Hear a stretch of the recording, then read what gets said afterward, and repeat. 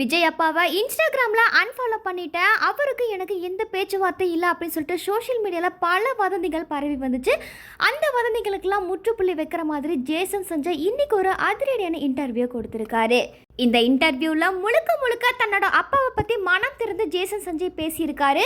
அதாவது சிக்மா படத்தை பார்த்துட்டு ஒரு ஹாலிவுட் டைரக்டர் உங்களுக்கு ஒரு படம் பண்ண வாய்ப்பு கொடுத்தாங்கன்னா நீங்கள் இந்தியாவிலேருந்து ஒரு ஹீரோவை கூட்டிகிட்டு வர சொன்னால் யாரை முதல்ல சூஸ் பண்ணுவீங்க அப்படின்னு சொல்லிட்டு ஜேசன் சஞ்சய் கிட்ட கேள்வியை முன் வச்சிருக்காங்க.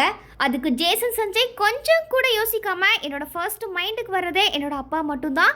ஹாலிவுட்டில் ஒரு ஹீரோ இருக்காரு, அவரோட நடிக்க அப்பாவை தான் நான் கூட்டிகிட்டு போவேன் அப்படின்னு சொல்லிட்டு செம்ம மாசா ஜேசன் சஞ்சய் பதில் சொல்லியிருக்காரு. இந்த ஒரு வீடியோ இன்னைக்கு சோஷியல் மீடியாவில் பயங்கரமாக வைரல் ஆகியுமே வருது. அது மட்டும் இல்லாமல் என்னோட அப்பா ஒரு பெரிய நடிகராக இருந்தாலும் எனக்கு எப்போவுமே கேமராவுக்கு பின்னாடி கதை சொல்கிறதா ரொம்பவுமே பிடிக்கும். இதுக்கு முன்னாடி விஜய் அப்பா நடித்த கத்தி திரைப்படத்தை தயாரித்ததே லைக்கா நிறுவனம் தான். இந்த நிலையில் இப்போ என்னோட ஃபர்ஸ்ட் படமான சிக்மா திரைப்படத்தை இவங்க தயாரிக்கிறது இப்போ எனக்கு ரொம்பவுமே சந்தோஷமாக இருக்குது அப்படின்னு சொல்லிட்டு ரொம்ப நெகிழ்ச்சியாகவே பேசியிருந்தாங்க.